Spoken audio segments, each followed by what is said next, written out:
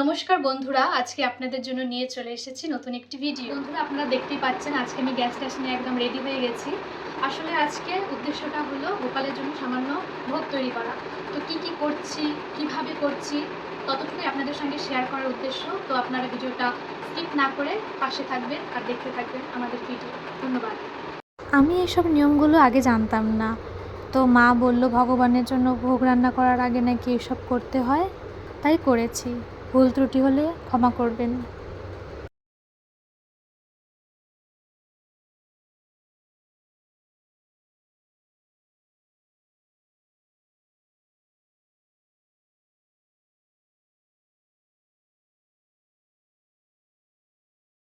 দেখুন, রান্নার জন্য যা যা লাগবে সব নিয়ে চলে এসেছি। এটার ভেতরে আছে নারকেল।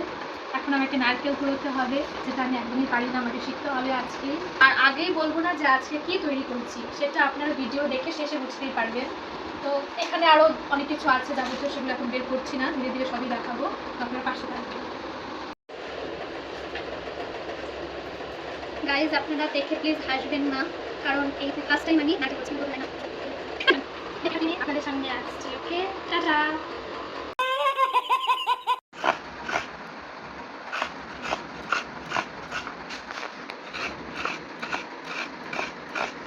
2000 years later. গাইস, নিশ্চয়ই অপেক্ষা করছেন কখন নারকেল কুড়ানো হবে। তো ফাইনালি নারকেল কুড়ানো হয়ে গেছে। তো গাইস, আপনারা দেখতেই পাচ্ছেন এখানে নারকেল কুড়ানো হয়ে গেছে। তো ফাইনালি আমি একটু নারকেল কুড়োতে পেরেছি, বাদবাকিটা মারি করেছে। নারকেল কুড়ানো হয়ে গেছে, আর পাশাপাশি আমি নিয়ে নিয়েছি গুড়।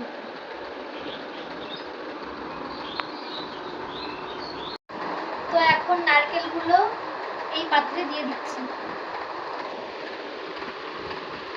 তো এটাকে এবার মাখতে হবে খুব সুন্দরভাবে। সামনে চলে এসে একটু মাখাটা দেখিয়ে দেবেন ক্যামেরার দাদা দিদি।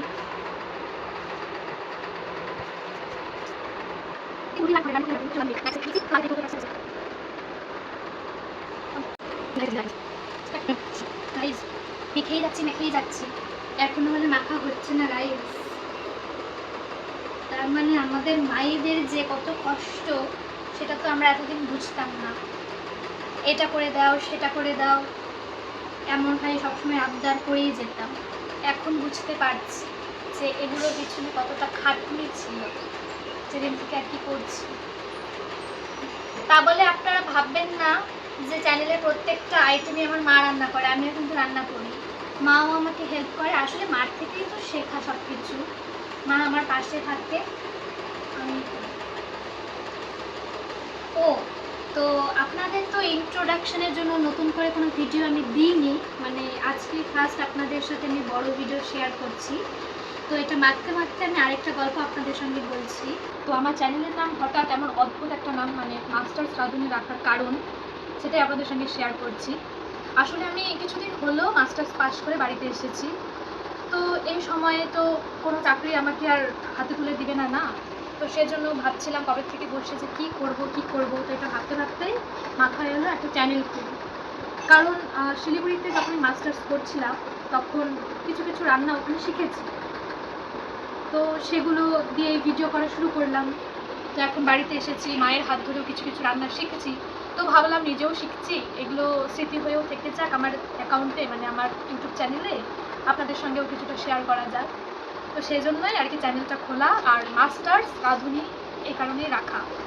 তো মাস্টার্স রাঁধুনি হিসেবে আপনারা ভাববেন না যে আমি রান্নাতে একদম মাস্টার্স করেছি। আসলে মাস্টার্স পাশ করে এসেছি বলে এরকম নাম রাখা। তো গল্প করতে করতে আমার এখানে গুড় আর নারকেলগুলো মেশানো হয়ে গেল। দেখুন আপনারা কীভাবে আমি মিশিয়ে নিয়েছি। তো এখানে গুড় আর নারকেলটা মেশানো হয়ে গেছে। তো এখন আমাকে যেটা করতে হবে সেটা হলো গ্যাস ধরাতে হবে। তো এখন কড়াইটা বসিয়ে দিলাম।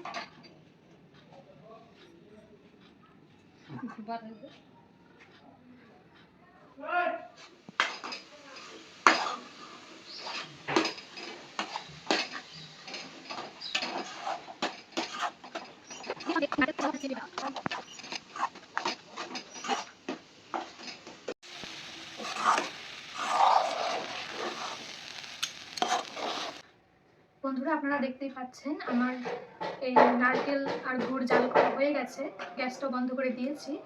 এখন এটাকে একটা পাত্রে নামানোর পালা।